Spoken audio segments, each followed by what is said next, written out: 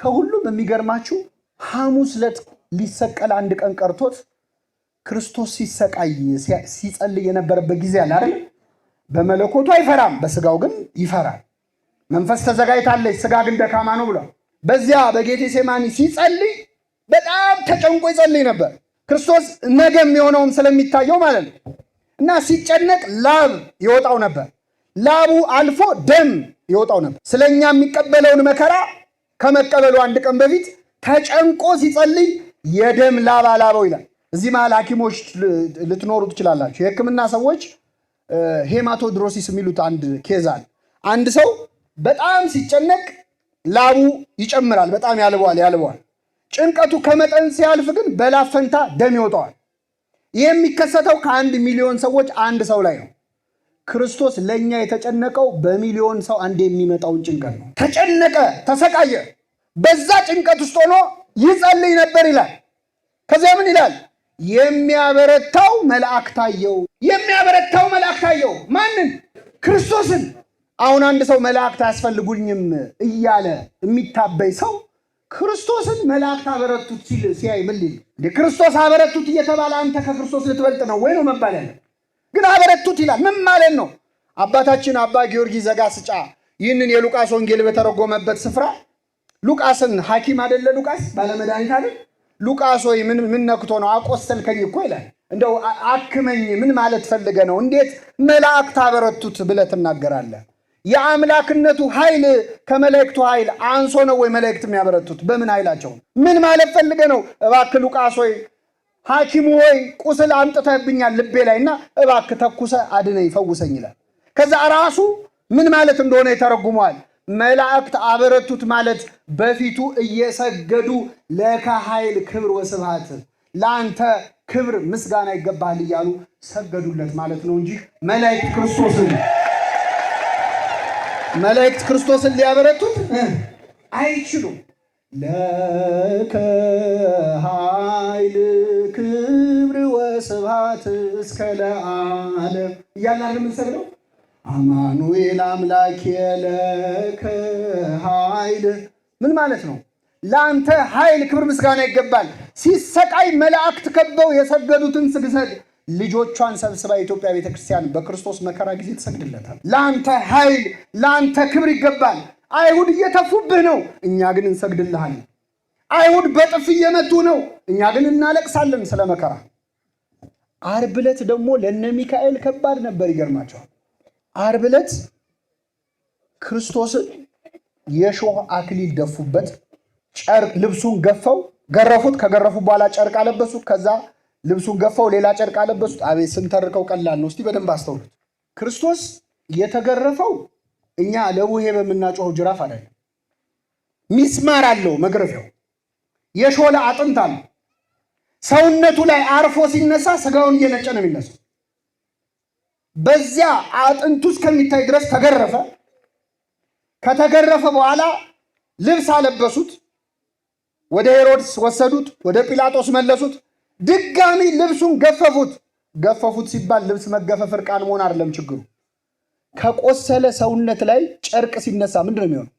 ስለዚህ ክርስቶስ ልብሱን ሲገፈፍም ድጋሚ ሲለብስም ይታመማል። የሾህ አክሊሉን ይተክሉታል፣ ይነቅሉታል። ከዛ መተው በበትር ይዘው ጭንቅላቱን መቱት ይላል። መላእክት በሰማይ ፊቱ የተንቀጠቀጡ ቅዱስ ቅዱስ የሚሉትን ልናየህ አይገባንም የሚሉትን አምላክ በበትር ጭንቅላቱን ሲመቱት ሱራፌል ተንቀጠቀጡ ይላል። ኪሩቤል ራዱ። ፊቱ ላይ ሲተፉበት ሲያዩ ፊቱ ላይ ሲተፉበት እኛ ፊትህን ማየት አይገባንም ብለው በሁለት ክንፋቸው ፊታቸውን በሁለት ክንፋቸው እግራቸውን ሸፍነው መስቀል ሰርተው በፊቱ ቅዱስ ቅዱስ የሚሉት አምላክ ፊቱ ላይ ምራቅ ሲተፋበት ደግሞ ለክርስቶስ ምራቅ ይገባ ነበር? እሱ እኮ ምራቁን እንትፍ ብሎ አይንን የሰራው አይንን ያበራው ምራቁን እንትፍ ብሎ ዲዳውን አንደበትን የሰጠው። ያ ቀን ለመላእክት በጣም ከባድ ነበር። አይሁድ ጌታን በሰቀሉት ጊዜ ይላል ቅዱስ ያሬድ ሚካኤል አርመመ ወገብርኤል ተደመ። ሚካኤል ዝም አለ፣ መሸከም አቃተው። እንዴት ነው? ወታደሮች እንኳን ቆመው ንጉሳቸው ሲሰደብ አይችሉም ማለት። ክርስቶስ ሲሰደብ መላእክት ቆመው አይተዋል። ያ ቀን የስቃይ ቀን ነበር ለመላእክት። ቅዱስ ገብርኤል አልቻለም፣ ሰይፉን ጣለ። የቤተ መቅደስ መንጦላይት መጋረጃው የተቀደደው በገብርኤል ሰይፍ ነው ይላል እኛ መጽሐፍ። እስከ ምጽአት ድረስ እየሰነጠቀ የሚሄድ ሰይፍ ግን ሊቆጣ ሊዋጋ ሲሞክር የእግዚአብሔር ቸርነት ከለከለ።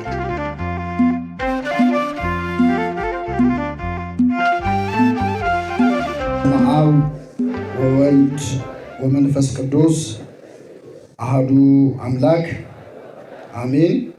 ስለ ሚካኤል እና በአጠቃላይ ስለ ቅዱሳን መላእክት የሚያወሳ ቃል ከመዝሙረ ዳዊት መዝሙር 33 ከቁጥር 7 ላይ ወስደን እንማራለን። እግዚአብሔር አምላካችን ከሁላችን ጋር ይሁንልን። ከኔ ጋር በሉ። የእግዚአብሔር መልአክ በሚፈሩት ሰዎች ዙሪያ ይሰፍራል ያድናቸውማል። መዝሙረ ዳዊት መዝሙር 33 ከቁጥር 7 ላይ ያለ ቃል ነው። በዚህ ቃል ተነስተን እንማራለን። ለአባቶቻችን ለነቢያት፣ ለአባቶቻችን ለሐዋርያት፣ ለሐዋርያውያን አበው፣ ለሊቃውንት በጉባኤያቸው ተገኝቶ ምስጢሩን ጥበቡን ገልጦ ያስተማረ አምላካችን እኛንም በቸርነቱ እንዲያስተምረን፣ እንዲመክረን፣ እንዲገስጸን የእርሱ ቅዱስ ፈቃድ ይሁንልን።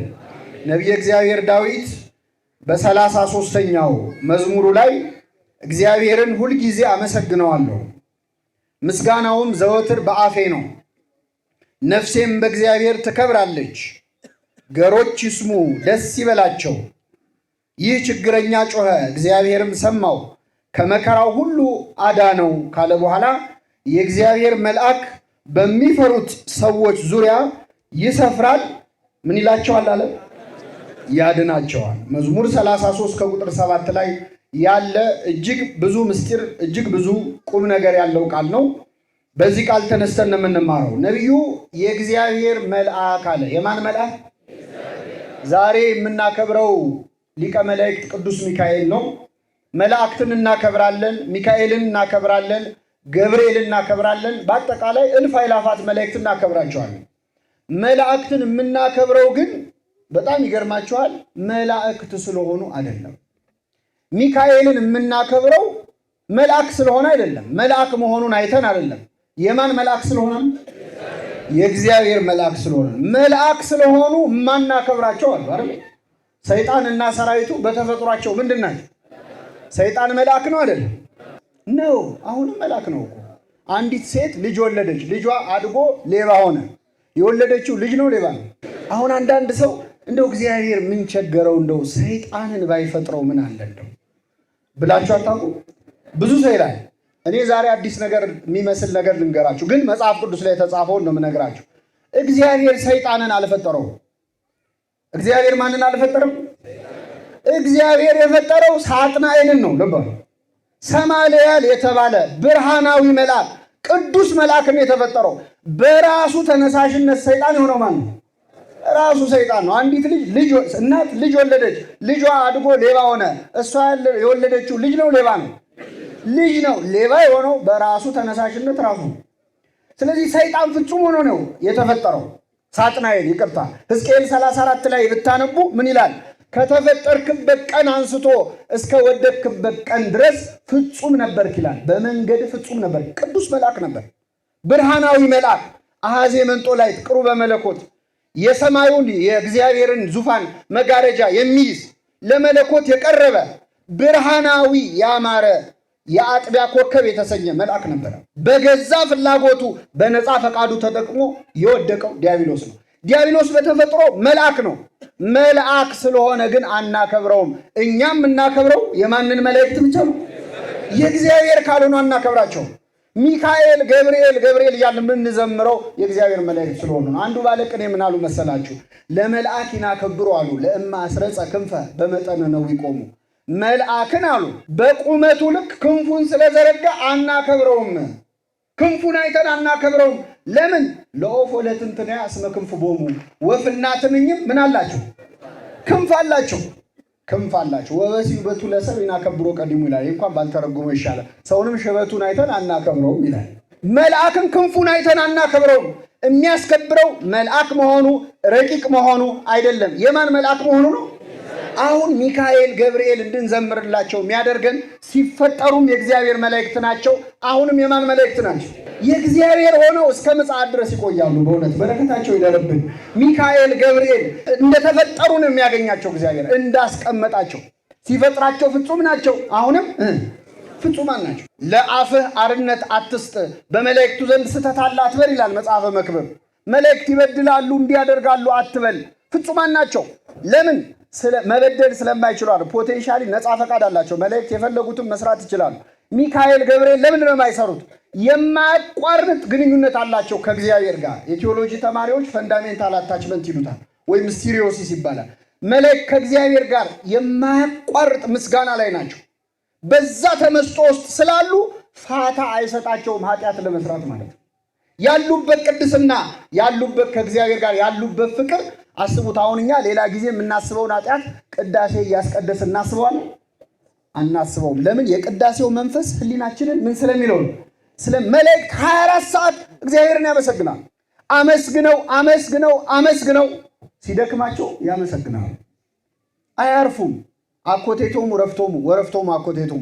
ምስጋናቸው እረፍታቸው ነው፣ እረፍታቸው ምስጋናቸው ነው። በጣም ሌላ የሚደንቅ ነገር ልንገራችሁ። ኪዳናችን ምን ይላል? ዘያፈትዎሙ ለመላእክት ያህውጽዎ፣ መላእክት በምስጋና እንዲጎበኙት ያስመኛቸዋል ይላል። መላእክት ማለት አመስግነው አመስግነው ጀማሪ ዘማሪ ታውቃላችሁ? ጀማሪ ዘማሪ ሰሞኑን መዘመር የጀመረ ሰሞኑን ከበሮ የጀመረ እኮ ታፋውን እንደ ከበሮ እየመታ ነው የሚዞረው አይደል?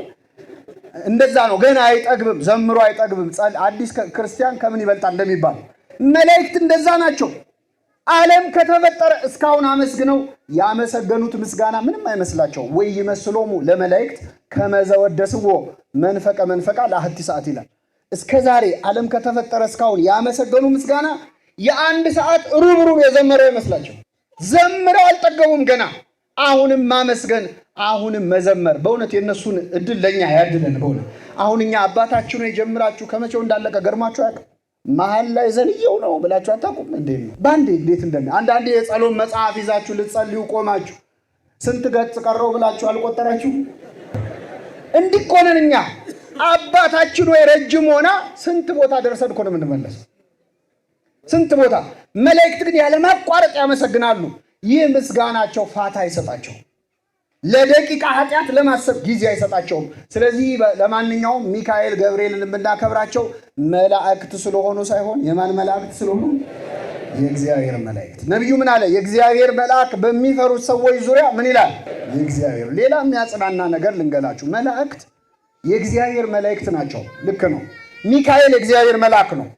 ገብርኤል የእግዚአብሔር መልአክ ነው። ግን ደግሞ የእኛም መላእክት ናቸው። ይገርማል። መጽሐፍ ቅዱስ እነ ሚካኤልን የእግዚአብሔር መልአክ ይላቸዋል፣ የእኛም መልአክ ይላቸዋል። ክርስቶስ ምን አለ? የማቴዎስ ወንጌል ምዕራፍ 18 ቁጥር 18 ላይ ከእነዚህ ከታናናሾቹ አለ። ከእነዚህ ከምኖቹ? ከታናናሾቹ ወይም በሀብት ድሃ የሆኑ ሰዎች፣ በኑሮ ድሃ የሆኑ ሰዎች አሉ አይደል? የምንንቃቸው፣ እማናከብራቸው። ድሃ የሆነ ሰው ቢያረጅም አናከብረው፣ የሚገባውን ቦታ አንሰጠውም። እና ከነዚህ ከታናናሾቹ አለ በዕድሜ ትንሽ ከሆኑት፣ በሀብት ትንሽ ከሆኑት፣ በምግባር ትንሽ ከሆኑት ከኃጢአተኞቹ ከታናናሾቹ አንዱን እንኳን እንዳትንቁ ተጠንቀቁ። እንዳትንቁ አለ ክርስቶስ። ትንሽ ነው ብላችሁ እንዳትንቁት። ለምን? እንዳትንቁ ከመሃላቸው አንዱንም እንዳትንቁ። ለምን? መላእክቶቻቸው በሰማያት ያለውን የአባቴን ፊት ያያሉና። እያንዳንዱ ትንሽ የምንለው ሰው ምን አለው ማለት ነው? የራሱ መልአክ አለው። ደስ ይላል አይደል? ይሄን እስቲ ንገሩኝ እባካችሁ። እያንዳንዳችሁ ምን አላችሁ? ምድር ላይ አሁን ሀገራችን ላይ በዓለማችን ላይ ቦዲጋርድ የሚመደብለት ምን አይነት ሰው? ወይ ሀብታም ነው፣ ወይ ባለስልጣን ነው፣ ወይ ዝነኛ። በግራ በቀኝ ዞር በሉ አሳልፉት እስቲ ምንድነው ምናምን የሚሉ አሉ አይደል? እንደውም ከዋናው ሰው በላይ በጣም የሚገላምጡት እነሱ ናቸው። ሰው አይደል የሚያመናጭቁት። በቃ አንድ ሰው ጠባቂ ካለው ወይ ባለጸጋ ነው ወይ ባለስልጣን ነው። እግዚአብሔር ግን ጠባቂ የመደበው ለባለስልጣኖች ብቻ አይደለም፣ ለባለጸጎች ብቻ አይደለም። ለአንድ ኃጢአተኛ፣ ለአንድ ሕፃን ልጅ፣ ለአንድ የአእምሮ በሽተኛ ሰው ዞር ብሎት ለማያየው፣ ለተናቀው፣ ለታናሹ በቀንና በሌሊት እየተቀያየሩ ቆመው የሚጠብቁ ሲተኛ የማይተኙ ጠባቂዎችን እያንዳንዳችን ሰጥቶናል እግዚአብሔር ከማህፀን ጀምሮ ማለት ነው። ስሙ የተመሰገነ ይሁን። አለን የየራሳችን መልአክ ታውቃላችሁ። ገና ስንጸነስ ጀምሮ እኮ ያውቀናል፣ አብሮን ያለው። ልክ ሞግዚት ያሳደገች ሞግዚት ልጇን እንደምትወደው እያደገ ሲመጣ እንደምትሳሳለት ያሳደገህ መልአክ ከማህፀን ጀምሮ የጠበቀህ መልአክ ይወድሃል። በሄድክበት አብሮ ይሄዳል፣ ባደርክበት ያድራል። አንተ ስተኛ እሱ አይተኛም። ኃጢአት ስትሰራ ያዝናል፣ ይከፋል። በጎ ስትሰራ ይደሰታል፣ ይመዘግባል። ይህን በጎ ሰርቷል ብሎ እግዚአብሔር ፊት ሊያቀርብ ማለት እስከ ሞት ድረስ ተከትለውን ይሄዳሉ። ነፍሳችን ከስጋችን ስትለይ አጋንንት መተው ነፍሳችንን ሊነጥቁ ሲፈልጉ የለም ይቺ ነፍስ የእግዚአብሔር ናት ብለው የሚታገሉልን ወደዛኛው ዓለም ስንገባ በክብር የሚቀበሉን ቅዱሳን መላእክት ነው። ድሃም ብንሆን ምግባር የሌለንም ብንሆን ኃጢአተኛም ብንሆን ይገርማቸዋል። ከሃዲም ብንሆን እንኳን ማምን ሰው ራሱ ጠባቂ መልአክ አለ። መላእክተ ጽልመት የሚባሉ አለ። ከ99 ነገደ መላእክት መካከል የካደን ሰው ማምንን ሰው ይጠብቁታል። ስለዚህ መላእክቶቻቸው የሰማይ ያለውን የአባቴን ፊት ያለው ይላል። ስለዚህ ሁለት ነገር ነገርኳችሁ። እነ ሚካኤል አንደኛ የማን መላእክት ናቸው? ሁለተኛ የማን መልአክ ናቸው? የኛ መላእክት ናቸው። ይሄ በጣም የሚያጽናና ነው። ስለ መላእክት እንደው ጥቂት ነገር በእውነት ልንገራችሁ። መቼስ ሰው ስለ መላእክት መስማት በጣም ሌሎች ያልተረዱት የኛ ቤተክርስቲያን በጣም የተረዳችው ቁም ነገር ስለ መላእክት መስማት ብዙ የሚያስደስት ነገር ያለው ነው። አንደኛ መላእክት ብዙ የሚነገር ነገር አላቸው። ከኛ ቀድመው የተፈጠሩ በመጀመሪያው ሰዓተ ሌሊት የተፈጠሩ ናቸው። ስለዚህ ለሰው ልጅ ታላቅ ወንድሞቻችን ናቸው። ልክ ታላቅ ወንድም ታናሽ ወንድሙን በሚያይበት አይን ነው መላእክት እኛን የሚያዩ።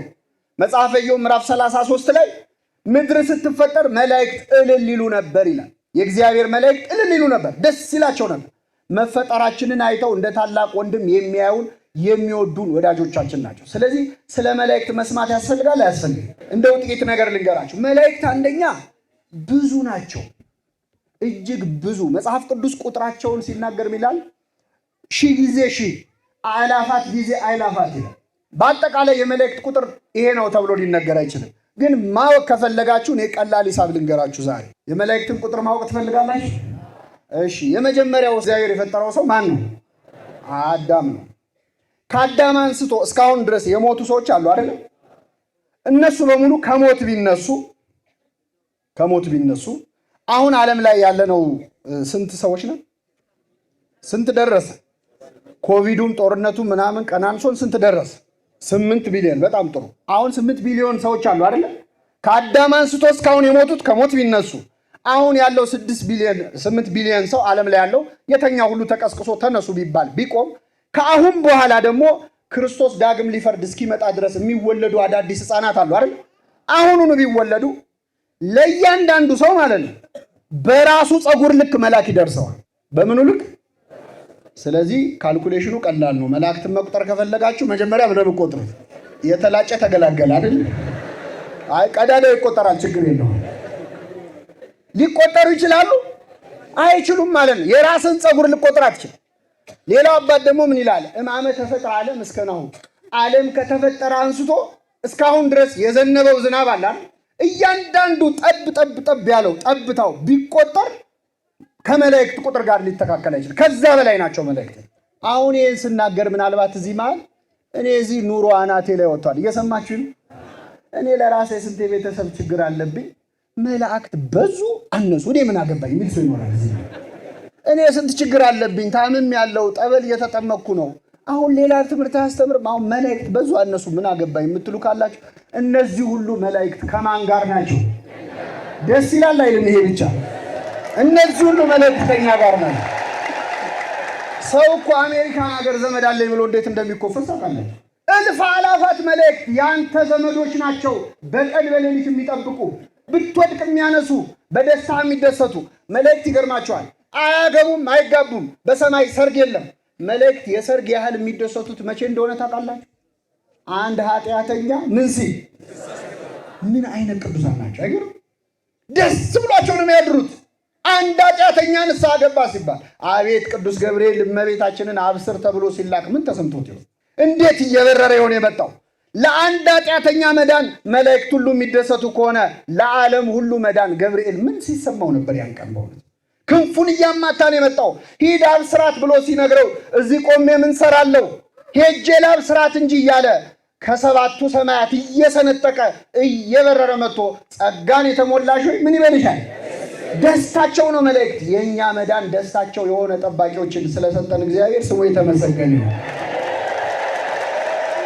ስለዚህ መላእክት ብዙ ናቸው። ሌላው ረቂቃን ናቸው። አሁን አንዳንድ ሰው የመላእክትን ረቂቅነት ካለመረዳት የሚያነሳው ጥያቄ አለ። ለምሳሌ አሁን በቀደም የቅዱስ ገብርኤልን በዓለ ሐምሌ ገብርኤል አከበርናል።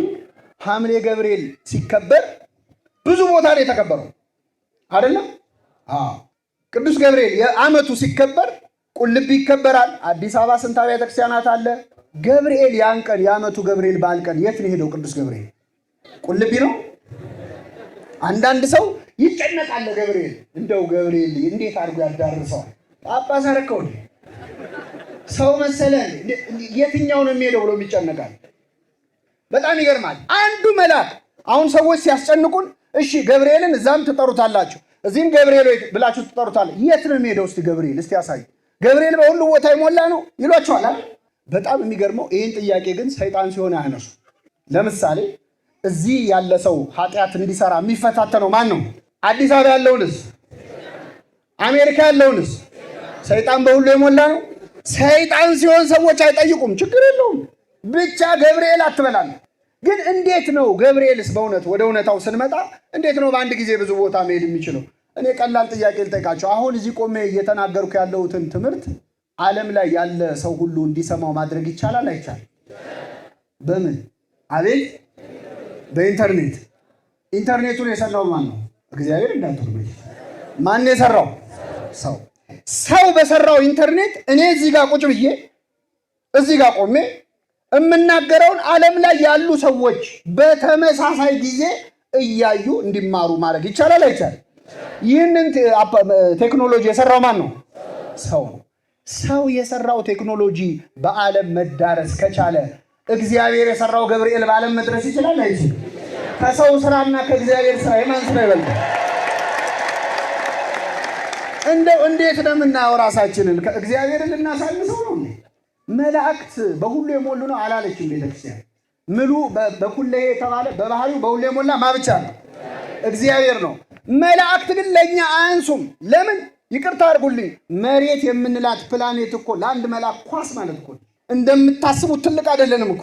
እንደምታስቡት አስቸጋሪ አይደለም። እኔ አንድ ኳስ እግሬ መሃል አቁሜ ከመሃል ግራና ቀኝ እግሬን ዘርግቼ መቆም ይችላል አልችልም? ለዛች ኳስ እኔ በሁሉ የሞላው መስላለሁ፣ ግን በሁሉ የሞላው አይደለሁም። ለኳሷ ግን በቃታል። ምድር ለምትባለው ኳስ አንድ መልአክ እኮ ከበቂ በላይ ነው። በክንፋቸው ከተማ የሚጋርዱ መላእክት አሉ። ወደ መጽሐፍ ቅዱስ ልውሰዳችሁ። ዮሐንስ ራዕይ ምዕራፍ 18 ከቁጥር 1 ታላቅ ስልጣን ያለው መልአክ ከሰማይ ሲወርድ አየሁ ይልና ምን ይላል? ከክብሩ የተነሳ ምድር አበራች ይላል። ከክብሩ የተነሳ ልብ አድርጉ። ታላቅ ስልጣን ያለው አንድ መልአክ መጥቶ ምንን አበራት? ምድርን። ፀሐይ እንኳን እኮ በፈረቃ ነው የምታበራው። አንዱ ሚካኤል አንዱ ገብርኤል ግን ምድርን ማብራት ይችላል። ወደ ርዕሳችን ልመልሳችሁ። የእግዚአብሔር መልአክ በሚፈሩት ሰዎች ዙሪያ ምን ይላቸዋል? አሁን ጥቅሱን በደንብ አስተውሉት። የእግዚአብሔር መልአክ ሲል ብዙ ነው ወይስ አንድ ነው? አቤት አንድ ነው። የእግዚአብሔር ምን ስለነ መልአክ። የሚፈሩ ሰዎችስ ብዙ ናቸው አንድ ናቸው? በጣም ጥሩ። አንድ ቦታ ነው የሚኖሩት ብዙ ቦታ ነው የሚኖሩት? አንዱ የእግዚአብሔር መልአክ ሚካኤል እግዚአብሔርን በሚፈሩት ሰዎች ዙሪያ ሁሉ ምን ይላል? ይሰፍራል። እኛ ሰፈረ የምንለው ለሰራዊት ነው አይደለ? ሚካኤል ብቻውን ምን ይላል አለ? ይሰፍራል ያድናቸውማል። ይኸው ተሰብስበናል የምንፈራው ሰዎች እግዚአብሔርን አይደለ? ሚካኤል እኮ መሃላችን ሰፍሮ ነው ያለው፣ ሁላችንንም ያድነን በዚህ ሰዓት ነው። ስለዚህ እግዚአብሔር መላእክት ረቂቅነታቸውን ርቀታቸውን አባቶቻችን ሲገልጹ እንዴት ደስ የሚል ማይረገ ርቀት የሚባል ትምህርት አላቸው። ከውሃ እሳት ይረቃል ይላሉ። ከእሳት ነፋስ ይረቃል። ከነፋስ የሰው ነፍስ ትረቃለች። ከነፍስ መላእክት ይረቃሉ። ከመላእክት የመላእክት ሐሳባቸው ይረቃል። ከመላእክት ሐሳብ እግዚአብሔር ይረቃል ይላሉ። ከረቂቃን ሁሉ ረቂቅ ማን ነው? ከዛ ውጭ ግን እነ ሚካኤል እነ ገብርኤል ግዙፋን የሚጨበጡ የሚዳሰሱ አይደሉም። እንደኛ አሁን አንድ መልአክ ምን ያክል ስንት ሜትር ነው ስንቱ ወርዱ ቁመቱ ብትለው እኮ ማንም ሰው መናገር አይችልም። የሚጨበጡ የሚዳሰሱ አይደለም። እዚህ ነው እዛ ነው ለመባል እኮ ከመሬት በላይ መሆን ይችላል አንዱ መልአክ ብቻውን ማለት ነው። እና ርቀታቸውን ማወቅ ለምን ይጠቅማል? ፍጥነታቸውን እንድትረዱ ነው። የሚገርማችሁ ለምሳሌ አሁን እኔ ከአንድ በጠባብ መንገድ ላይ ከአንድ ሰው ጋር እየሰማችሁ ከአንድ ሰው ጋር ብገናኝ ጠባብ መንገድ ላይ በዛች መንገድ ለማለፍ ምን ማድረግ አለ? አቤት ቆሜ ለሰውየው መለቅለታል መንገድ አይ አለቅም ብለን ሁለታችንን ከመጣ ምን ይፈጠራል? እንጋጭ። ሚካኤልና ገብርኤል ግን መንገድ ላይ ቢገናኙ ሚካኤል ገብርኤልን አሳልፈን ያለው ወሐለፈ መልአክ በውስተ መልአክ ይላል። መልአኩን በመልአኩ ውስጥ አለፈ ይላል መጽሐፍ አርሲማኖስ። ሚካኤል በገብርኤል ውስጥ እስኪያርፍ ነው። ይህን ያህል ነው ርቀታቸው። ይህን ለምን ይጠቅመናል? ድረስልኝ ስትለው በምን ያህል ፍጥነት መልአክ እንደሚደርስልህ ነው። የሚካኤል የገብርኤል ፍጥነታቸው የኛን ሐሳብ ያህል ነው። የኛን ምን ያህል ሐሳብ ያህል። ለምሳሌ ወደዚህ ጊቲ ገዳም ስትመጡ ከአዲስ አበባ የመጣችሁ ወይ ከአርባ ምንጭ የመጣችሁ ትኖራላችሁ። ስትመጡ በመኪና በአውሮፕላን የመጣችሁ ትኖራላችሁ። ከአዲስ አበባ አንስቶ እዚህ ድረስ ያለውን መንገድ ምን አድርጋችሁ ነው የመጣችሁት? በአውሮፕላንም በእግርም በምንም ብትመጡ ምን አድርገን የምንመጣው? አቋርጠን ነው አይደለም? ስንመለስስ ከዚህ ጊቲ እስከ ቤታችን ያለውን መንገድ ምን ብለን ነው? አቋርጠን። እስቲ በሐሳባችሁ አንዴ ቤታችሁ ተመለሱ። ሄዳችኋል እንዴ ቀድማችሁ? አሁን በሐሳብ መመለስ ይቻላል አይቻልም? ቤት በር ነው የምትወጡት። በየትኛው በር ነው የምትወጡት በሐሳባችሁ? በአውሮፕላን ነው በመኪና ነው? እዚህ ቁጭ ብሎ በሐሳብ ቤት መመለስ ይቻላል አይቻልም? በሰከንድ ውስጥ ይቻላል አይቻልም? ኧረ አንወሻሽ። በሐሳቡ አሁን አውሮፓና አሜሪካ ያልሄደ አለ እዚህ መሃል? ያለ ቪዛ ያለ ፓስፖርት እኮ ስንት ሀገር ደርሰን መተናል። በሐሳብ መንገድ ሳታቋርጥ ትሄዳለህ። ሚካኤል ድረስልኝ ብለህ ስትጠራው የሐሳብህን ያህል ፈጥኖ ነው የሚደርስልህ። ሚካኤል ብለህ ቃሉን ስሙን ጠርተህ ሳትጨርስ መልአኩ ካጠገብህ ነው። እንደዚህ ያለ ፈጣን ጠባቂዎችን ስለሰጠን ስሙ የተመሰገነ ይሁን። ዝም ብሎ ቲዮሪ እንዳይመስላችሁ። ትንቢተ ኢሳይያስ ምዕራፍ 6 ላይ ኢሳይያስ እግዚአብሔርን ከፍ ባለ ዙፋን ላይ ያየውታል። ባየው ጊዜ ወዮልኝ ከንፈር የረከሰብኝ ሰው ነኝ ብሎ ተናግሮ ሳይጨርስ ሱራፊ የተባለው መልአክ እየበረረ መጥቶ ከንፈሩን በጉጠት ነካውና ኃጢአትህ ተሰረየችልህ። የሁላችንን ኃጢአት ተናግሮ ሳይጨርስ እኮ ነው። እንደው እባክህ መልአክህን ልከህ አላለው። ገና ብሎ ሳይጨርስ መልአኩ ደርሶ ተሰረየችልህ። ይቅር ማለት ድረስ ስልጣን ሰጥቷቸዋል ለቅዱሳን መላእክት ሆነ እና ቅዱሳን መላእክት ረቂቃን ናቸው፣ አይጨበጡም፣ አይዳሰሱም። የእግዚአብሔር መልአክ በሚፈሩት ሰዎች ዙሪያ ይሰፍራል። ምን ይላቸው? ያድናቸዋል ተብሎ የተነገረላቸው ቅዱሳን መላእክት ናቸው። አንዳንድ ሰው ስለ መላእክት ሲነገር ደስ የማይለው ሰው አለ። ምንድነው ሚካኤል ገብርኤል የምትሉት? እኔ እንደዚህ የሚል ሰው የሚያሳዝነኝ ምን መሰላችሁ? ሰማይ ቤት ሄዶ የሚኖረው ከመላእክት ጋር ነው አይደል? እዛ ሄዶ ምን ሊሆን ነው? እዛም ለብቻ አዳራሽ መስራት አይቻልም። ይቻላል? አይቻልም። ቅዱስ ጳውሎስ በዕብራውያን መልእክቱ ምን አለ? በደስታ ወደ ተሰበሰቡት መላእክት ወደ አእላፋት ህብረት ደርሳቸዋል ይላል። ዓላማችን ከነማን ጋር አብሮ መኖር ነው? ከመላእክቱ ጋር ነው። የነማንን ዝማሬ መስማት ነው? ዝማሬ መላእክት ያሰማል እንላለን አይደል? እዚህ ሆኖ ሚካኤል ሲባል ደሙ የሚፈላ ሰው በኋላ ከመላእክት ጋር እንዴት ሊኖር ነው? የኛ ቤተክርስቲያን ግን ታለማምደናለች ከወዲሁ። አያችሁ፣ በኋላ አብረናቸው ስለምንኖር ብዙ ናቸው። በስም የምናውቃቸው በጣም ጥቂቶቹን ነው። ጥቂቶቹንም እያስተዋወቀች በዓላቸውን አክብሩ እያለች እያስከበረች እያዘመረች ስማቸውን እየሰየመች ለኛ ወልደ ሚካኤል ገብረ ሚካኤል እህተ ሚካኤል እያለች እያገባባች እያስተዋወቀች ከዛኛው ዓለም ጋር የምታገናኘን ቤተክርስቲያን። ክርስትና እንደዚህ ነው። በእውነት መላእክት የሌሉበት ክርስትና፣ መላእክት ያላገለገሉት ክርስቶስ አናውቅም። መጽሐፍ ቅዱስ የሚባለው መጽሐፍ እስቲ ልብ ብላችሁት። መጽሐፍ ቅዱስ የሚባለው መጽሐፍ ውስጥ ከመጽሐፈ አስቴርና ከትንቢተ ሐጌ ውጪ መላእክት የሌሉበት መጽሐፍ ነው። ከኦሪት ዘፍጥረት እስከ ዮሐንስ ራእይ አሉ መላእክት። አንድም ቦታ መልአክ የሌለበት ታሪክ የለም።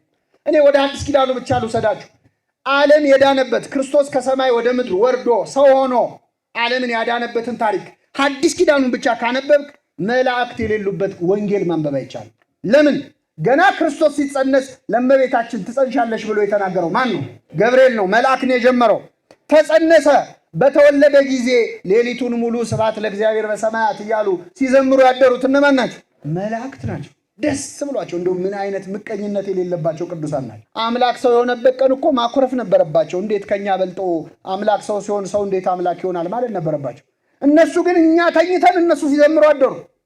ስብሐት ለእግዚአብሔር በሰማያት ወሰላም በምድር ስምረቱ ለሰብእ እያሉ ዘምረዋል። ክርስቶስ 40 ቀን 40 ሌሊት ጾመ በገዳመ ቆሮንቶስ። በዲያብሎስ ተፈተነ፣ ዲያብሎስን ድል ነሳው ይልና ምን ይላል ወንጌሉ? የማቴዎስ ወንጌል ምዕራፍ 4 አገለገሉት ይላል። ተፈትኖ ሲጨርስ እነማ መጥተው አገለገሉት? መላእክት መጥተው። መላእክት የሌሉበት ክርስትና አለ? የለም። ክርስቶስ ከመላእክት ተለይቶ አያውቅ።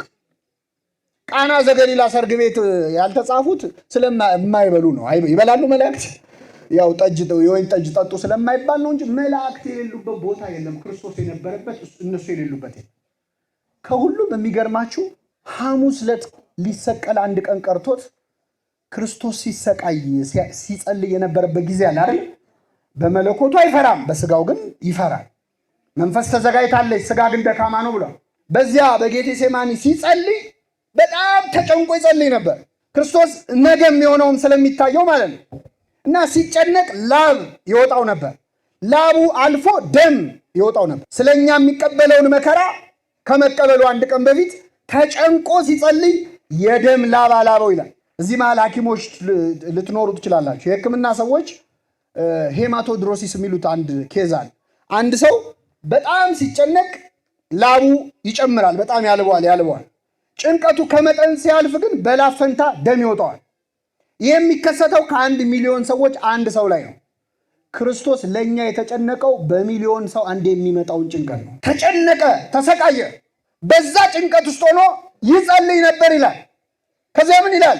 የሚያበረታው መልአክ ታየው ይላል። አቤት ይሄ ቃል የተጻፈው ድርሳነ ሚካኤል ላይ ቢሆን ሰዎች አንቀው ይገሉናል።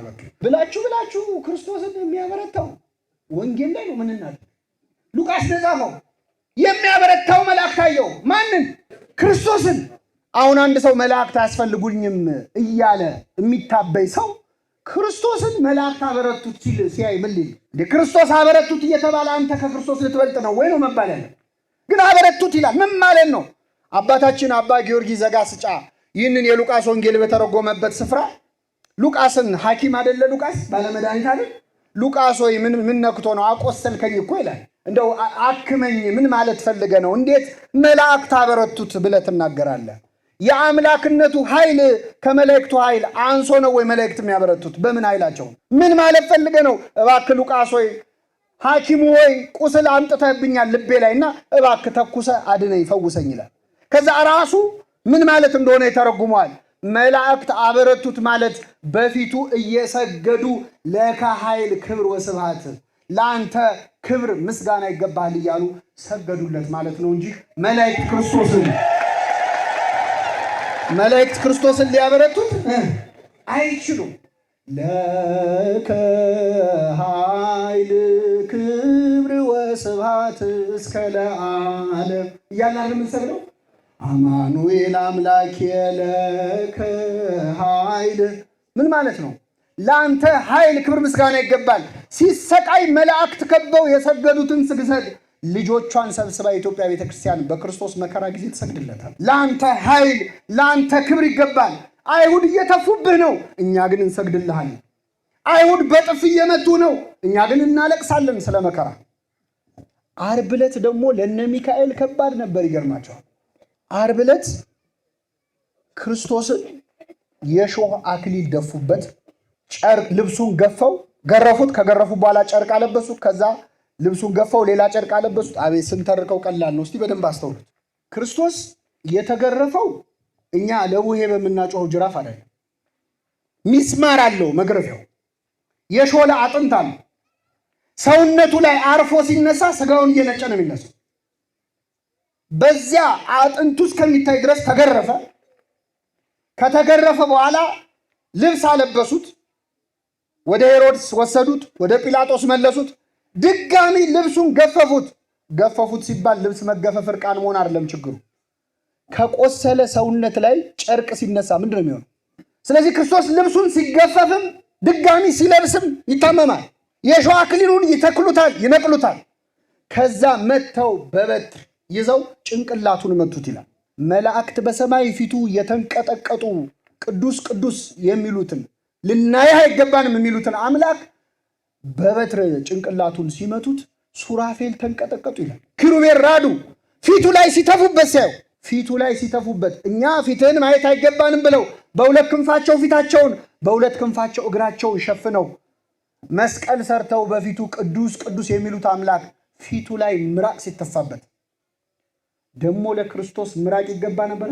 እሱ እኮ ምራቁን እንትፍ ብሎ ዓይንን የሰራው ዓይንን ያበራው ምራቁን እንትፍ ብሎ ዲዳውን አንደበትን የሰጠው።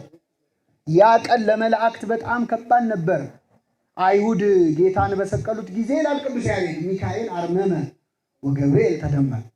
ሚካኤል ዝም አለ፣ መሸከም አቃተው። እንዴት ነው? ወታደሮች እንኳን ቆመው ንጉሳቸው ሲሰደብ አይችሉም አይደል? ክርስቶስ ሲሰደብ መላእክት ቆመው አይተዋል። ያ ቀን የስቃይ ቀን ነበር ለመላእክት። ቅዱስ ገብርኤል አልቻለም፣ ሰይፉን ጣለ። የቤተ መቅደስ መንጦላይት መጋረጃው የተቀደደው በገብርኤል ሰይፍ ነው ይላል እኛ መጽሐፍ። እስከ ምጽአት ድረስ እየሰነጠቀ የሚሄድ ሰይፍ ግን ሊቆጣ ሊዋጋ ሲሞክር የእግዚአብሔር ቸርነት ከለከለችው። ክርስቶስ ከሞት በተነሳም ጊዜ ከመቃብሩ ግራና ቀኝ የነበሩት እነማን ናቸው? መላእክት ናቸው። እስቲ መላእክት የሌሉበት የአዲስ ኪዳን ታሪክ ንገሩንና እኛም ስለ መላእክት መተረክ እናቆማለን። የሌሉበት የለም። መላእክት ምን ያህል ከቀደሙት ክርስቲያኖች ጋር ቅርበት እንደነበራቸው የምታውቁት የሐዋርያት ሥራ ላይ አንዲት ሴት ያደረገችው ነገር። ሐዋርያው ቅዱስ ጴጥሮስ ታሰረ፣ እስር ቤት ገባ። እስር ቤት ገብቶ ካሁን ገደሉት እያሉ ሐዋርያት ተሰብስበው ሌሊቱን ሙሉ ቁጭ ብለው 72 አርድእት 120 ቤተሰብ ሆነው እራት በልተው ቁጭ ብለው ይጨነቃሉ። እንደው ምን ይሻላል? አሁን እዛው ይገሉት ይሆን? መቼስ ሰው ሲታሰርብን ጭንቀቱ ከባድ ነው አይደል? ምን ያደርጉት ይሆን እያሉ ስለ ጴጥሮስ እየተወያዩ እያለ ድንገት በር ተንኳኳ። በሌሊት በር ተንኳኳ። ከዛ ሮዴ የምትባል የቤት ሰራተኛ አገልጋይ ነበረች። ሂጂና በሩን ክፈቺ ብለው ላኳት። ሄዳ ከፈተች። ከፍታ አይታ ደንግጣ መልሳ በሩን ዘጋችውና መታ ቆመች። ምን ነው ምን ሆንሽ አሏት። ኧረ ጴጥሮስ በር ላይ ቆሟል አለች። የታሰረው ጴጥሮስ ምን ላይ ቆሟል? ከዛ ምን አሏት? አይ መስሎሽ ነው፣ ጴጥሮስ አይደለም ያንኳኳው፣ ምናልባት መልአኩ ሊሆን ይችላል። ምን ሊሆን ይችላል? የጴጥሮስ ጠባቂ መልአኩ ጴጥሮስን መስሎ መጥቶ ሊሆን ይችላል። እኔ ይህን ስሰማ ክርስቲያን በመሆኔ ራሱ ተጠራጠርኩ ራሴ። አሁን ቤታችሁ ሌሊት ቢንኳኳ፣ እኛ ቤት ሌሊት ቢንኳኳ ማን ሊሆን ይችላል ብላችሁ ነው የምትጠረጥሩት? አክስቴ ሞተች ማለት ነው ይላል የታመመ ዘመድ ያለው አይደል? ትንሽ ፖለቲካው ግርግር ከበዛው ደግሞ ፖሊሶች ናቸው። ሌባ ሊሆን ይችላል፣ እዚያ ደግሞ ሊሰረስር ነው አይደል?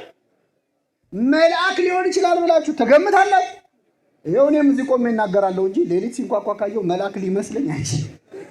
በምንም አቶ መልአኩ ሊመስለኝ ይችል ይሆናል ምናልባት እንጂ መልአክ የእግዚአብሔር መልአክ አይመስልም። የመጀመሪያዎቹ ክርስቲያኖች ግን በር ሲንኳኳ እንኳን መልአክ ሊሆን ይችላል ብለው የሚጠረጥሩ ነበሩ።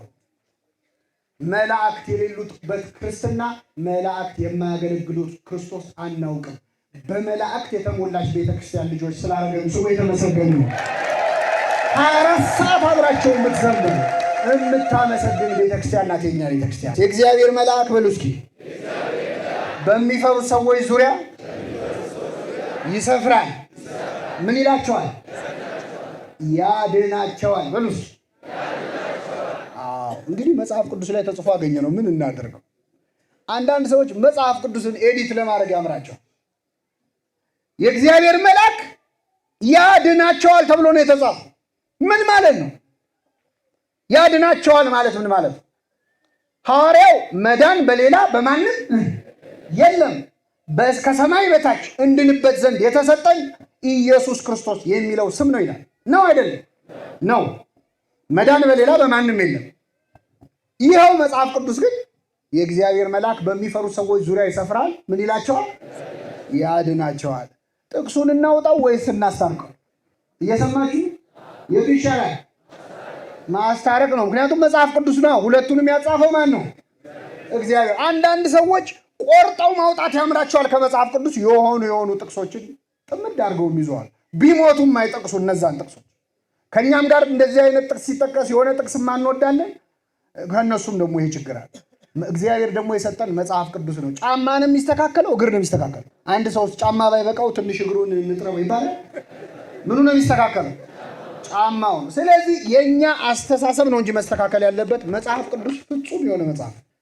መዳን በሌላ በማንም የለም የተባለው በቅዱስ ጴጥሮስ አንደበት ነው። ሐዋርያት ሥራ ምዕራፍ 4 ከመነገሩ በፊት ይኸውላችሁ፣ አሁን ጥቅስ ከመሃል ሲያወጡት ችግር ነው። ቴክስት አውት ኦፍ ኮንቴክስት ፕሪቴክስት ይላሉ ፈረንጆች።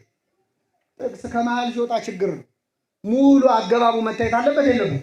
አንዳንድ አሁን እኛ እችን ቃል ይዛችሁ ልትሄዱ እኔ በጣም ስኬት ነው በእውነት። እኛ የምናምነው በሉ እስኪ በጥቅስ አይደለም በመጽሐፍ ቅዱስ ነው። በምን አናምንም?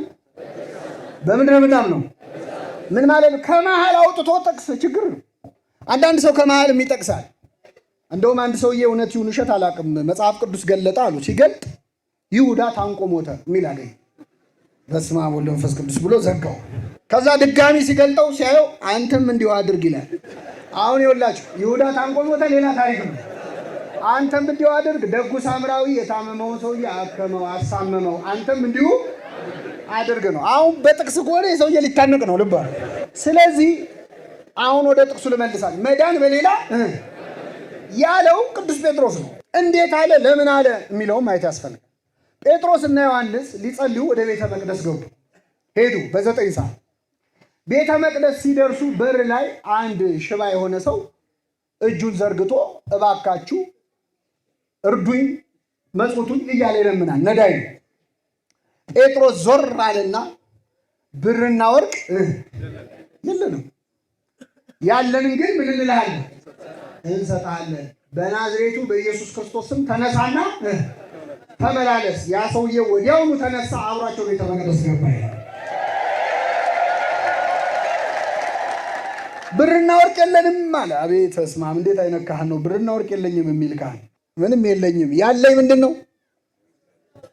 መፈወስ ብቻ ነው የምችለው፣ ብር የለኝም የሚል ካህን። ተራራቅን እኮ በእውነት ከነ ጴጥሮስ ጋር። ያንን ዘመን ይመልስልን። አዎ ብርና ወርቅ የለኝም። ተነሳና ምን በል? በኢየሱስ ክርስቶስ ተነሳ። ተነስ። አሁን አይሁድ ይገርማቸዋል። ይሄ ሰውዬ ሲድን ሲያዩ ጴጥሮስና ዮሐንስን እያዳፉ ሸንጎ አቀረቧል። እኔ አይሁድ በጣም ያናዱኛልም፣ አንዳንዴ ደግሞ አንጀቴን ያርሱኛል። በምን ካላችሁ ሰውየው ዳነ፣ ከዳነ ምንም ችግር የለውም አይሉ። እንዴት አዳናችሁት ብለው ይጠይቃሉ። አሁን በዚህ ዘመን አንድ ሰው ይዳን እንጂ በምን ስቢል ጉዳያችን ነው አይደለም። ለምን በጥቆላ ቢሆን በምን ብቻ ይዳን ነው እኛ ምን። አይሁድ ግን በዚህ ከኛ ሳይሻሉ አይቀሩ ጠሩና በምንድን ያዳናችሁት ሲሉ ምን አለ ቅዱስ ጴጥሮስ? በምን እንድናድን ትፈልጋላችሁ? ሰቅላችሁ በገደላችሁት በናዝሬቱ በኢየሱስ ክርስቶስ ስም ነው። መዳንም በሌላ ሆነ። መዳንም በሌላ በማንም የለም። ስለዚህ እኛ ያዳነው በማን ስም ነው? አሁን ይህንን ንግግር ጴጥሮስ አያድንም ለማለት ተጠቅሷል። ይህን ቃል የተናገረው ማን ነው? ራሱ ጴጥሮስ ነው። እኔ ያዳንኩት በክርስቶስ ስም ነው እያለ አይ ጴጥሮስ አያድንም ክርስቶስ ነው ይባላል። ራሱ ጴጥሮስ እኮ ነው መዳን በሌላ። አሁን እመቤታችን ታድናለች አታድን? በማን?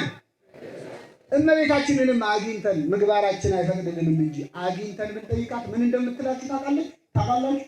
መዳን በሌላ እምንድንበት ስም ማን የሚለው ስም ነው። እኔም ማድናችሁ በማን ስም ነው የምትሉ?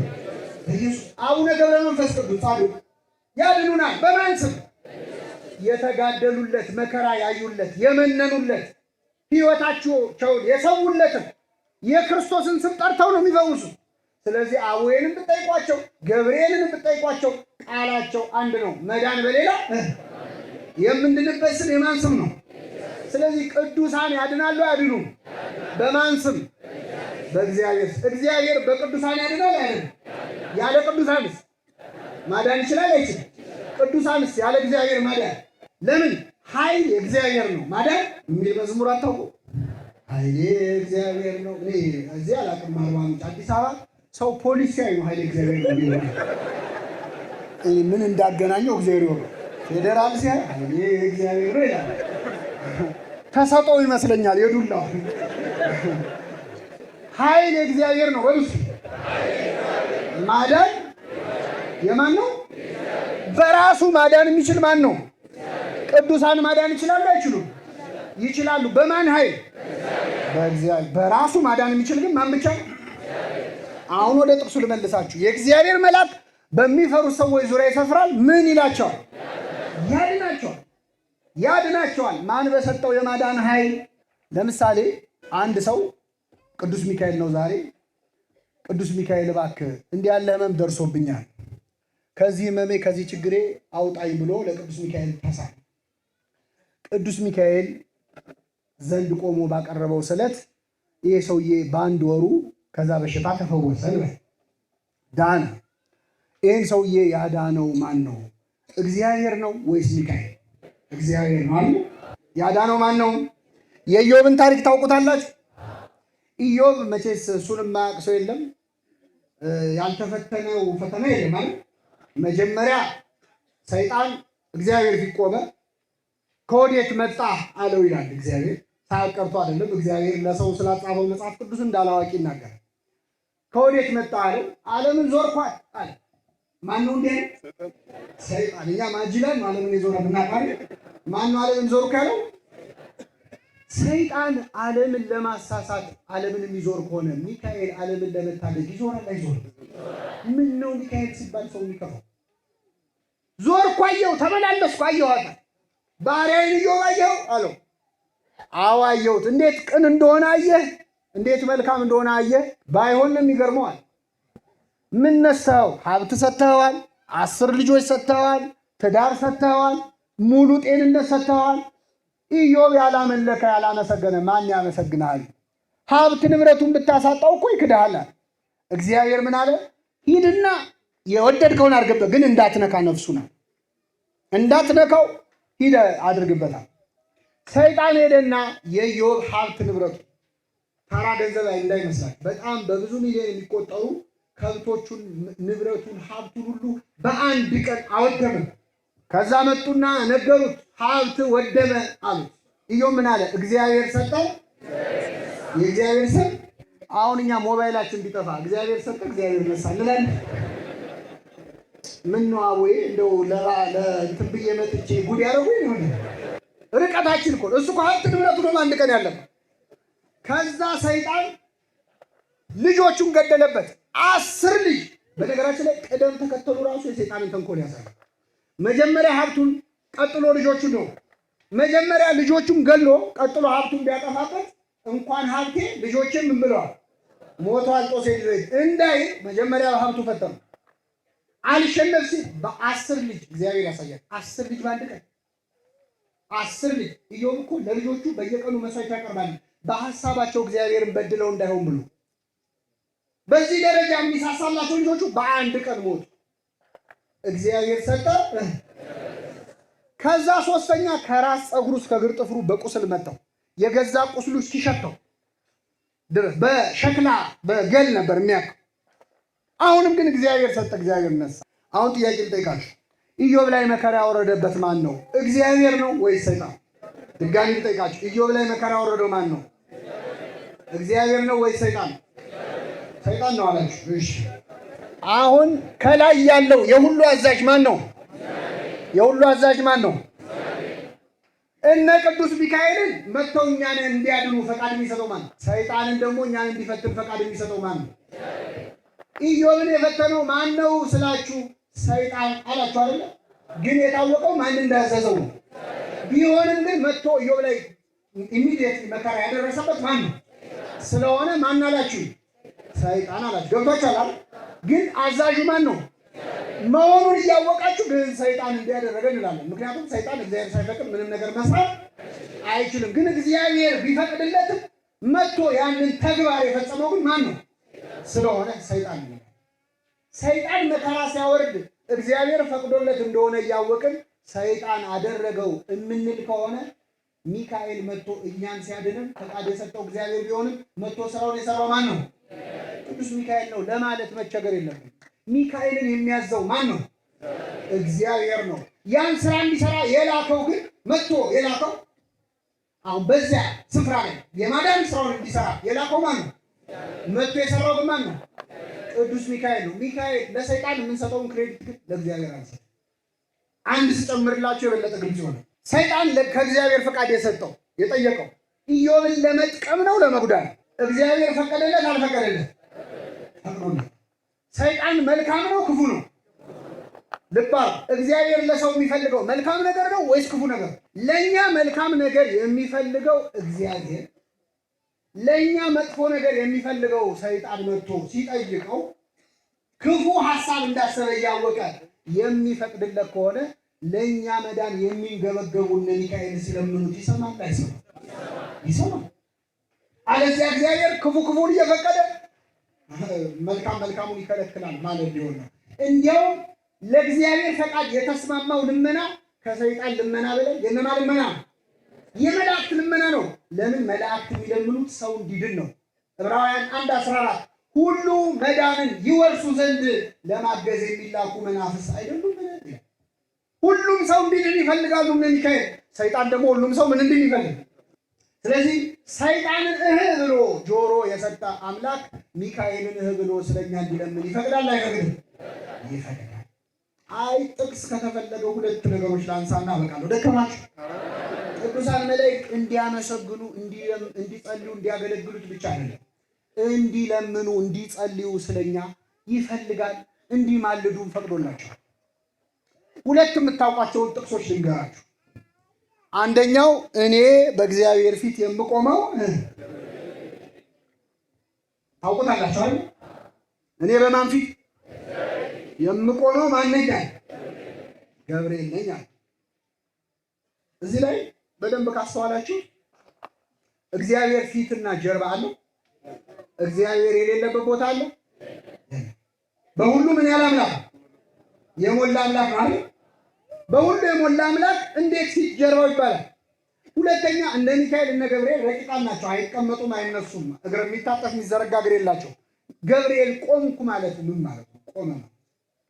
በመጽሐፍ ቅዱስ ቋንቋ መቆም ማለት ብዙ ትርጉም አለው። አንደኛ ፊዚካሊ እኔ እንደቆምኩት መቆም ነው። ለምን ቆማቸዋል የሚል ጥቅስ ብዙ ታገኛላችሁ። መቆም።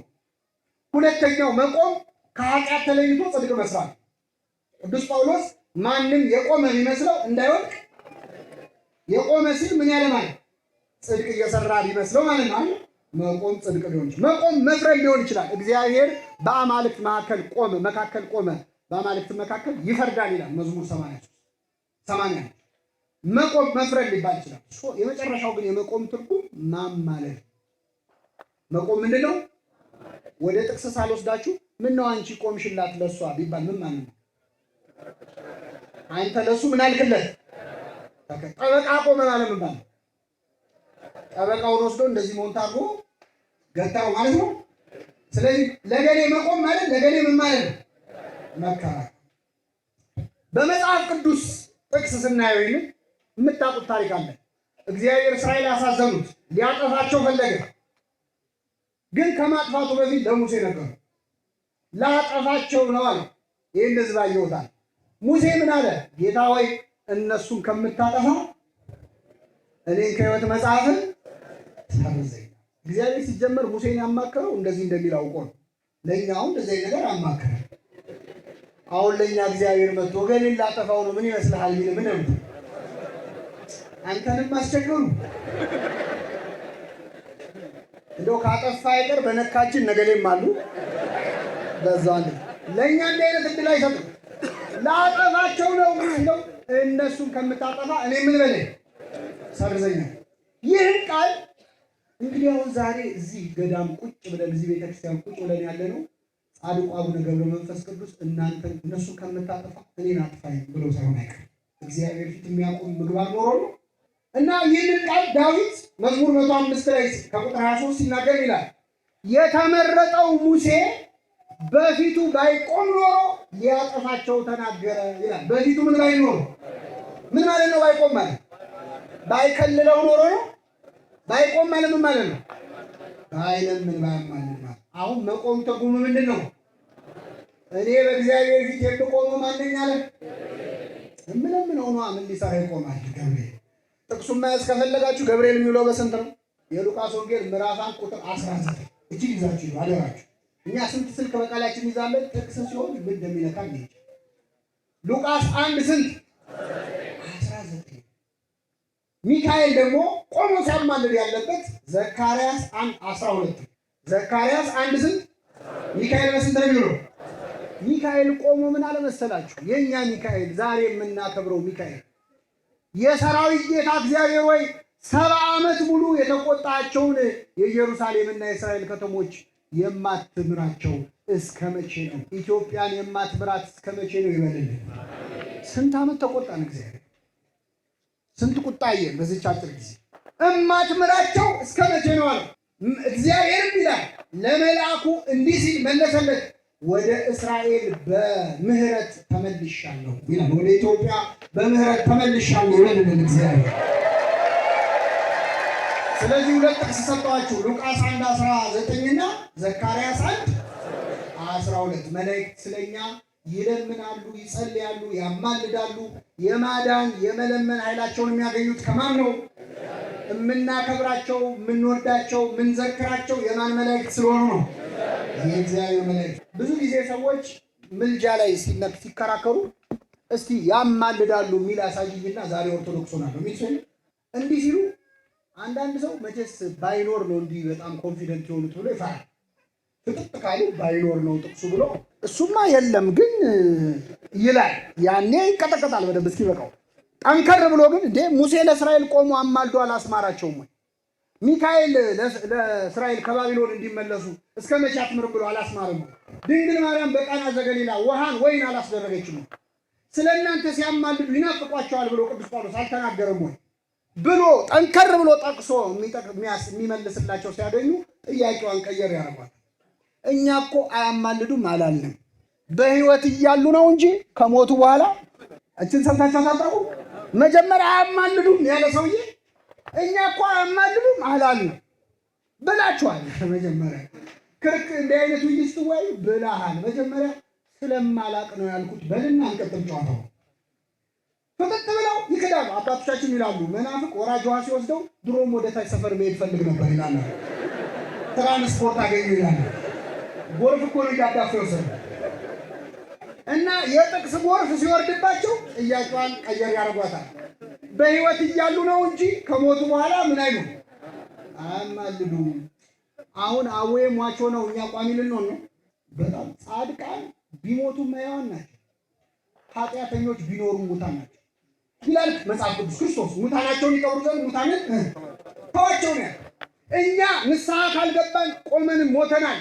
ጻድቃን ደግሞ ቢሞቱ ምንድናቸው? እግዚአብሔር የሙታን አምላክ አይደለም። የምን አምላክ ነው? የሕያዋን አምላክ ነኝ ይልና የአብርሃም የይስሐቅ ያዕቆብ አምላክ ነኝ። አብርሃም ይስሐቅ ያዕቆብ ሶስቱ ሞተዋል በስጋ በነፍሳቸው ግን አልሞቱ። ቅዱሳን ስለሆኑ ሙታን ተብለው ራስ አይጠሩ እና አቡነ ገብረ መንፈስ ቅዱስ እንደውም ክብራቸው የሚጨምረው ከሞቱ በኋላ ነው። የጻድቅና የዶሮ ክብሩ ከሞተ በኋላ ነው የሚጨምረው ይባል። ዶሮ አሁን በህይወት እያለች እናከብራታለን። ታከብራታላችሁ? ሳሎን ብትገባ ምንድን ነው ከታረደ በኋላ እሺ ይላል።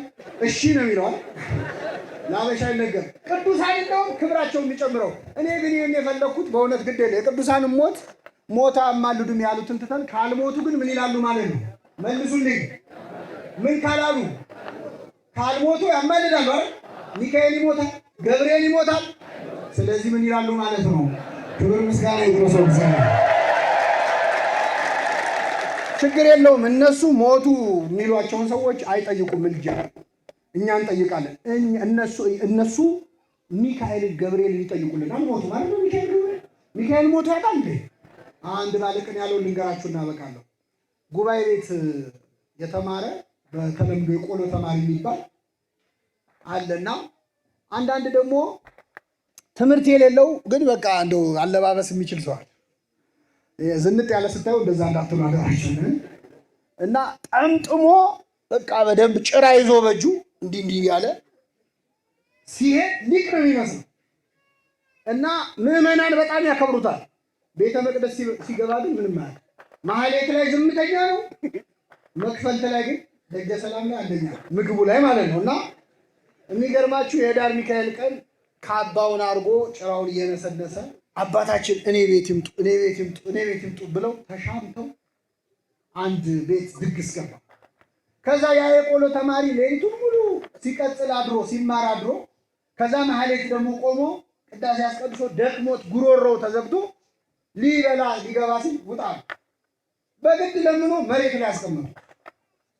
የተማረ ሰው ብዙ ጊዜ ከታች ነው። ከዛ ይሄኛው ሊቅ መስሎ የለበሰው ቁጭ ብሏል። ተማሪ ከስሮናል እና አስተናጋጇ ወጥ ያቀረበች ለደጋሿ እንደው አባታችን እንደው ዛሬ ቅዱስ ሚካኤል ምን ያደረገበት ቀን ነው አለች። ወጡን አድርሽና ነው ያለው።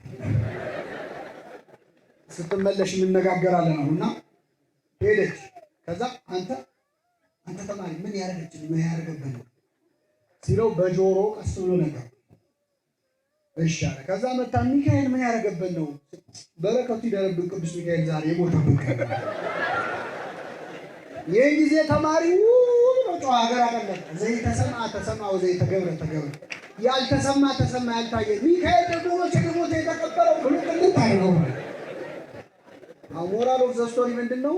ሚካኤል ይሞታል። ሞት ሆነ ምልጃ የምንከለክለው ሚካኤል ስለ ሁላችን በእግዚአብሔር ፊት ቆሞ ለዘወትር ምን ይላል? ያማልዳል። የሰማነውን በልቡናችን ያሳድር።